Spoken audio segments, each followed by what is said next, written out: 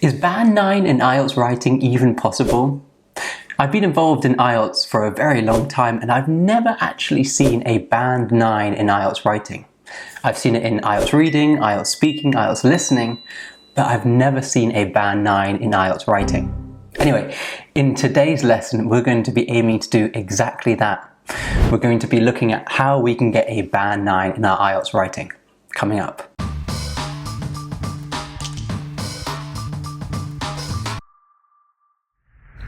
Welcome, my name is Eli and I run the website EnglishProTips.com where we help students get ready for the IELTS test.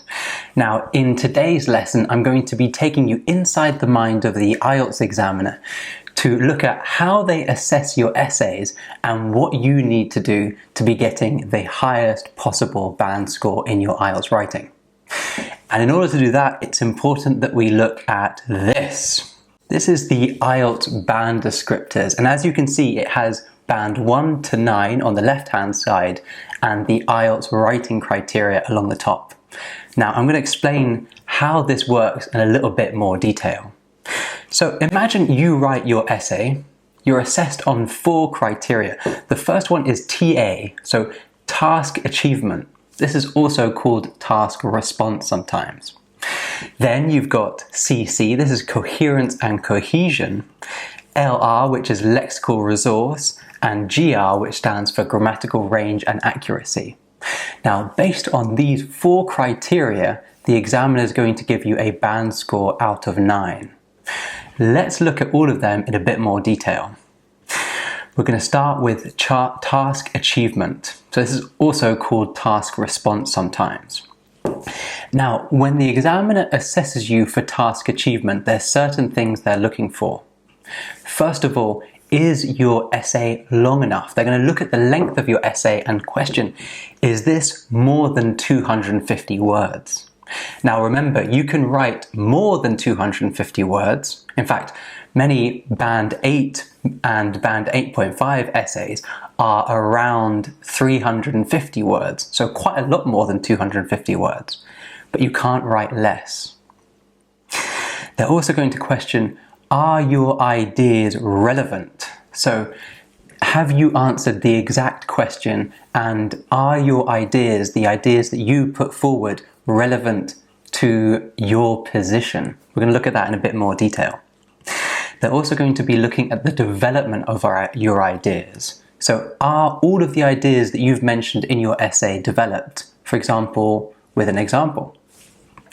Finally, they're going to be looking for the position, and they're going to be questioning, do you have a clear position throughout your essay? So in the introduction and conclusion as well.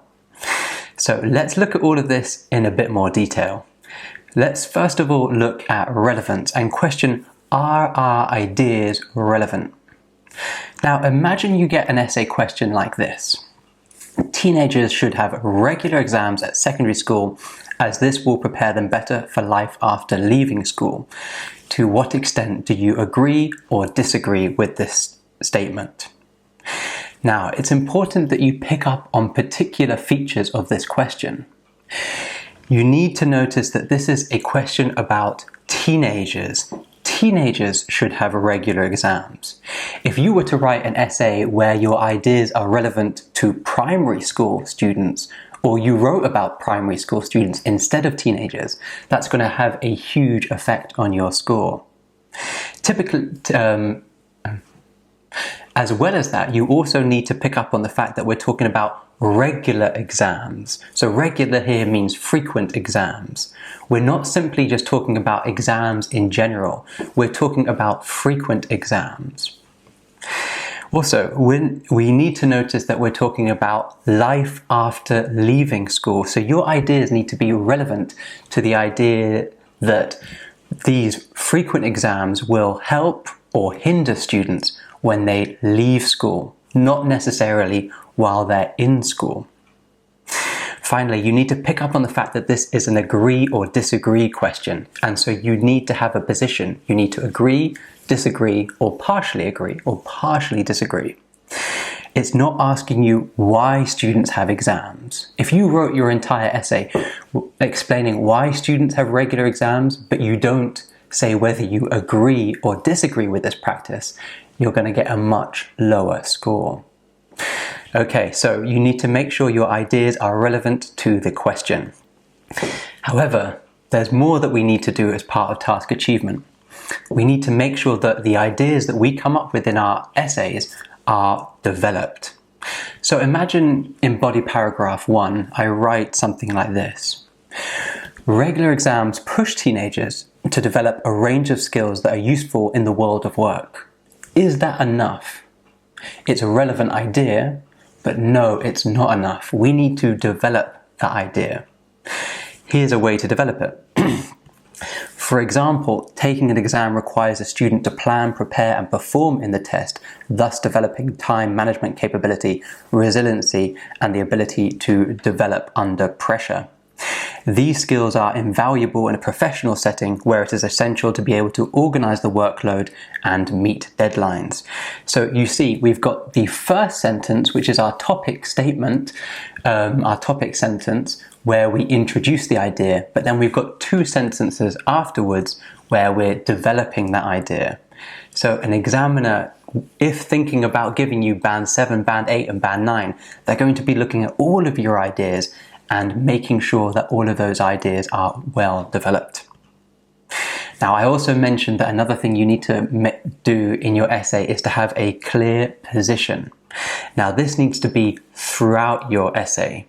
So as a result, you should give your position, which is your opinion, in the introduction and also conclusion. So we might write an introduction like this. Exams are an important feature of secondary education. However, there is contention over whether frequent exams prepare students for post-school life. And here's our position. I believe that teenagers should be given regular exams, as this will provide useful practice before they go on to be assessed in university and also help develop a range of skills which are essential in the world of work. So we have our position explicitly written down in the introduction. Now, like I mentioned before, we also need to write our position in the conclusion. So our conclusion might look something like this. In conclusion, and here's our position, I would argue that teenagers should be given regular exams at secondary school because they are good practice for future testing in further education and develop a range of skills that help teenagers when they start work. So for example, some examiners might actually read your introduction and then your conclusion first before going on to read the body paragraphs, and that's because they're making sure that you have a consistent position throughout your essay. All right, the next thing we're going to look at is coherence and cohesion. Now, this is how you organize your essay. What's an examiner going to be looking out for when they assess you for coherence and cohesion? Well, first of all, they're going to assess you on your progression of ideas. Does your essay have a logical structure? So from the introduction to the body paragraphs to the conclusion, is it logical? Does your essay have linking words to connect sentences, and also linking words within sentences to connect ideas? And then finally, they're also going to be questioning whether you use referencing appropriately. So can you use pronouns, or are you simply repeating the same nouns? Let's look in a bit more detail. So the first thing is, do we have a logical structure? So the examiner will glance over your essay and they'll say, okay, this person has an introduction. They have a body paragraph 1, a body paragraph 2, and a conclusion. Okay, that's logical. It's not like an introduction, body paragraph 1, conclusion, another body paragraph. So at a macro level, you have a logical structure. However, you also need to have a logical structure within these paragraphs. So in your introduction, maybe you introduce the topic first, and then afterwards you respond to the question. So you say whether you agree or disagree. Then in body paragraph 1, you start with a topic sentence or a sentence that shows what your idea is, and then you go on to develop that idea, maybe with an example or a contrasting idea. Similarly, in body paragraph 2, you're going to have a topic sentence and then a development. And then in the conclusion, you're going to restate your position and then summarize your ideas. So you need to have a logical structure at the broad level, and then also within the paragraphs themselves, you need to have a logical structure. Okay, the next thing is linking words.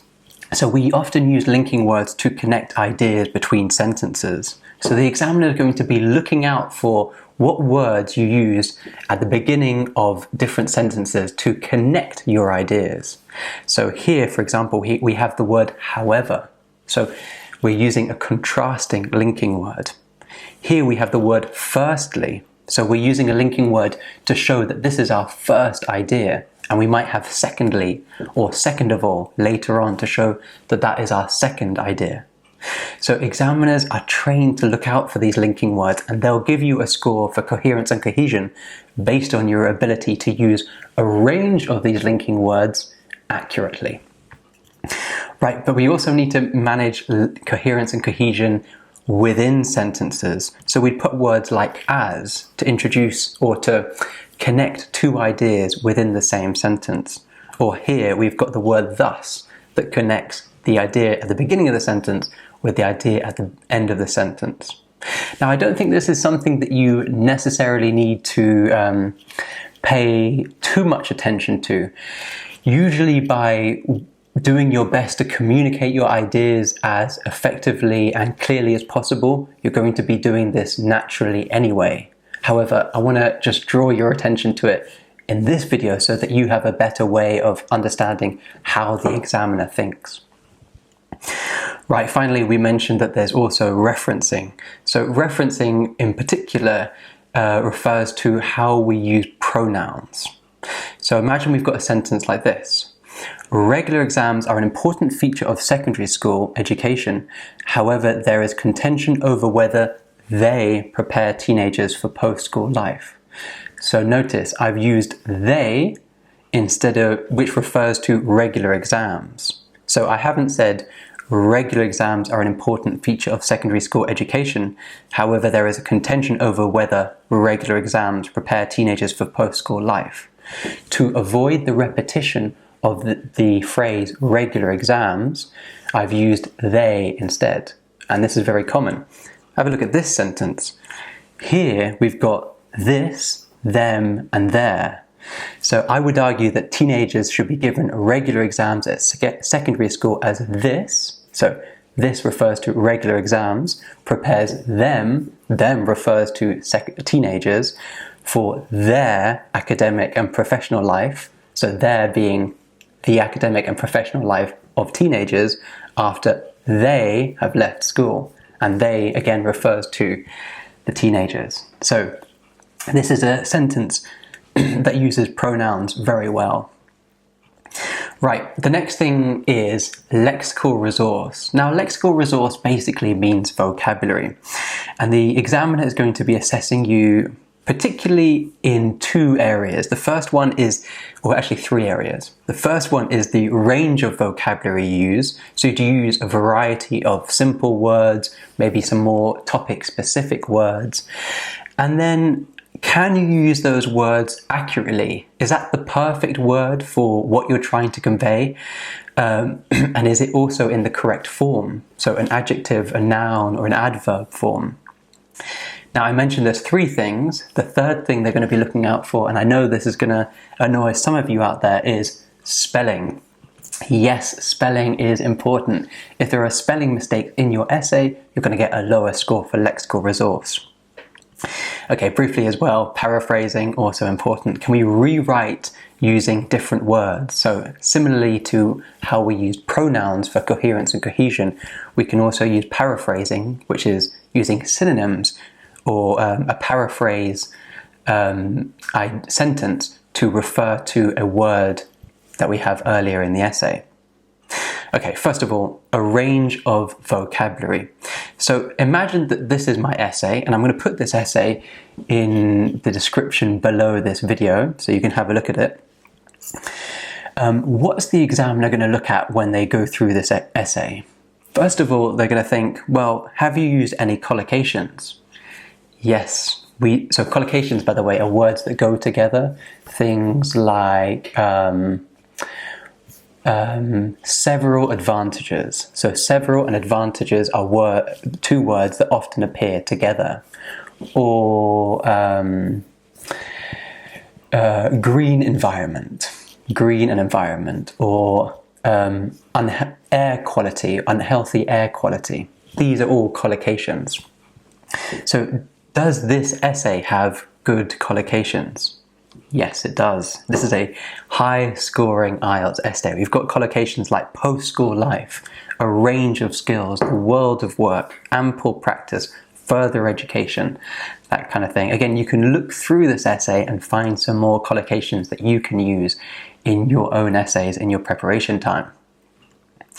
Now, apart from the collocations, the examiner is also going to be looking for topic-specific vocabulary. So they want to see if we give you, or if an examiner gives you an essay on education, do you know good vocabulary on the topic of education?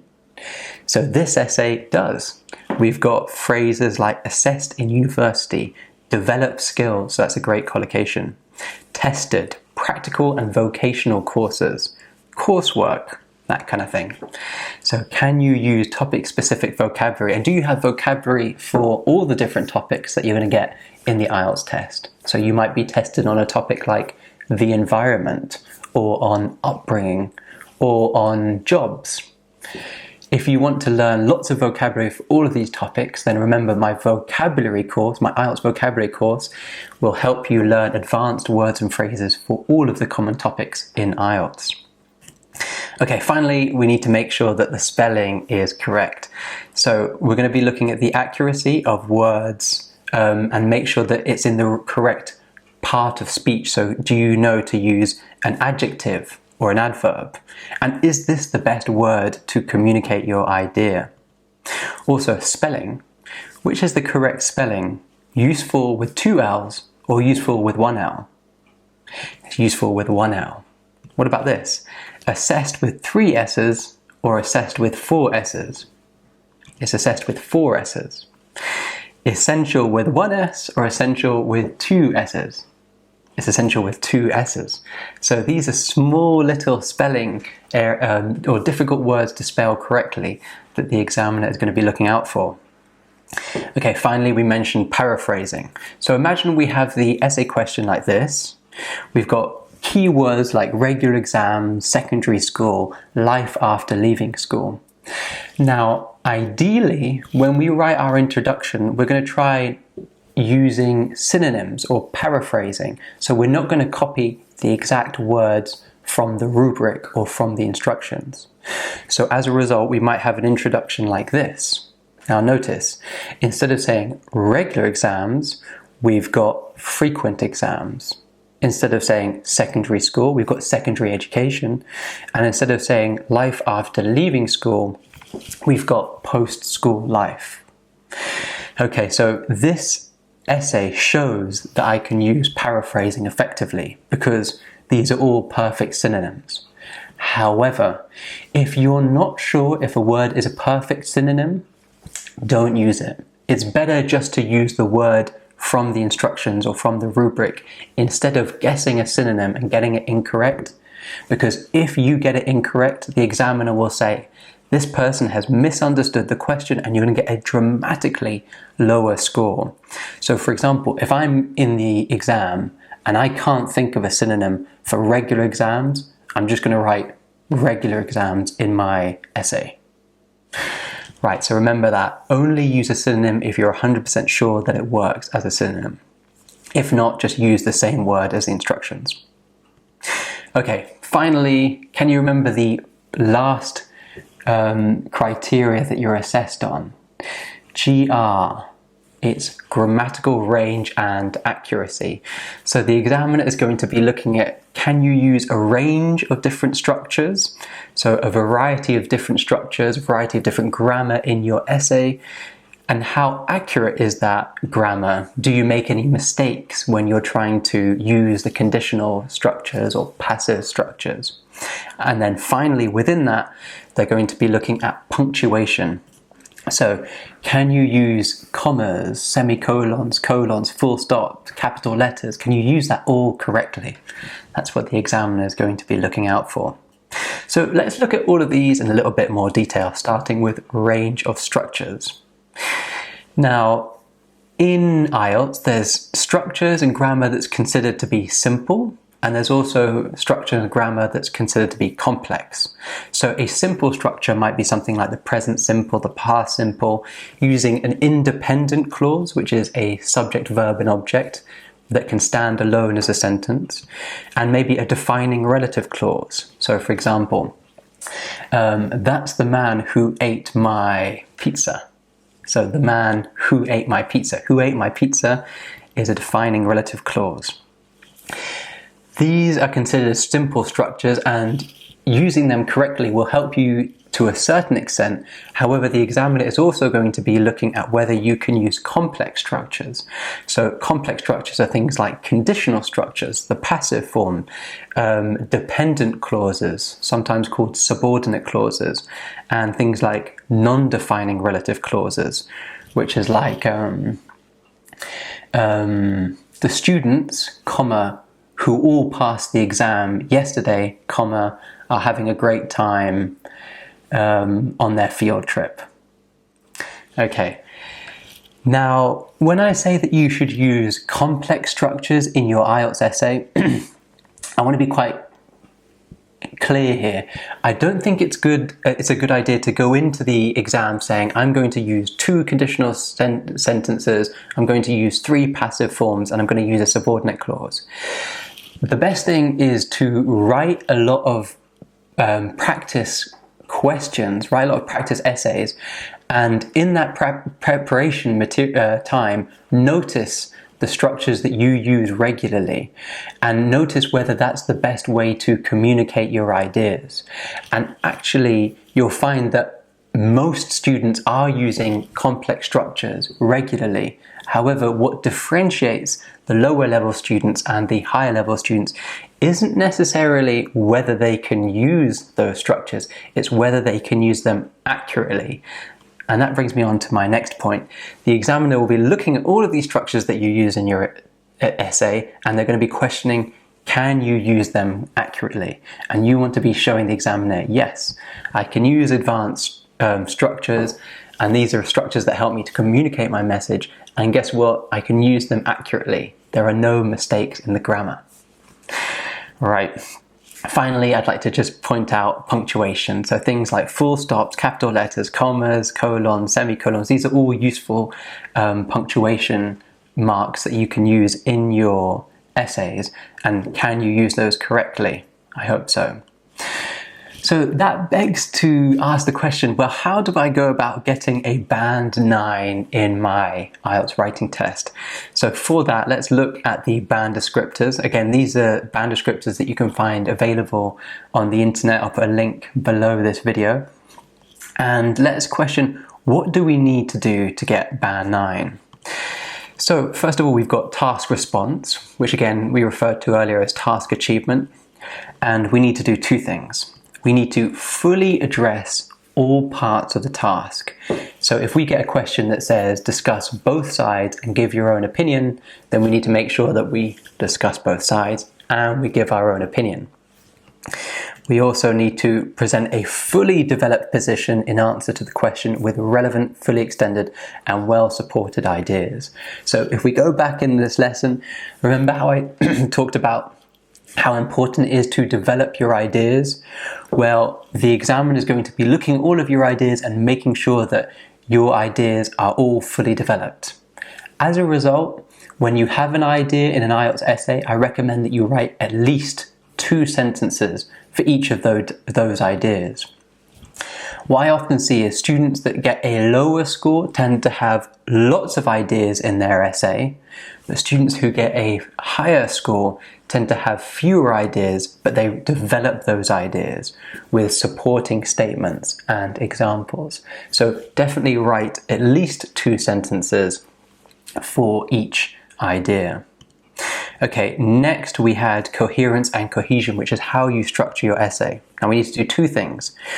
we use cohesion in such a way that it attracts no attention. So that's going to be using the words like however, firstly, secondly, in addition, and we need to use those accurately.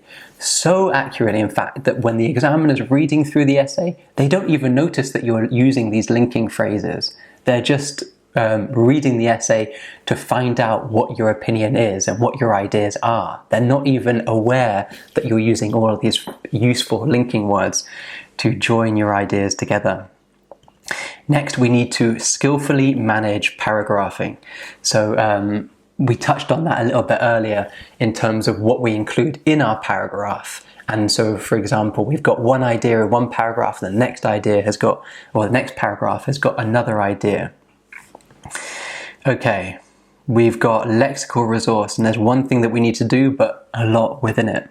We need to use, first of all, a wide range of vocabulary, and we need to make sure that that vocabulary is natural and sophisticated, with rare minor errors only occurring as slips. So a slip is like a small mistake that doesn't impede communication, and you only make it once. So if there's a mistake where you're constantly saying adolescents instead of saying young children, and you make that throughout your essay, that's a systematic mistake. However, if you do it once, that's still okay, as long as the meaning is clear. Okay, for Band 9 for grammatical range and accuracy, we need to use a wide range of structures. So we said simple and also complex structures with full flexibility and accuracy. And again, we're allowed to make some small minor errors, but again, these are only slips. These aren't mistakes that we make again and again. So for example, we might forget to put an article in our essay before a singular noun, but we only do that once. We can still get a Band 9. Right, this is a lot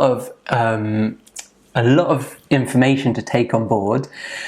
So what I've done is I've made this PDF that's an essay checklist, and I think what you can do is when you're writing your practice essays, just have this essay checklist next to you, and then with a pencil or just in your mind, go through all of the different points in this essay checklist and make sure that your essay covers all of these different ideas. So that's going to be below this video.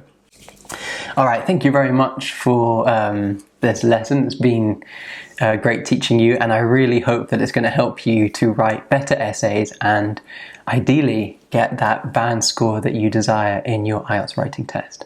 All right, best of luck with all of your studies, and I'll see you in the next lesson. Bye then.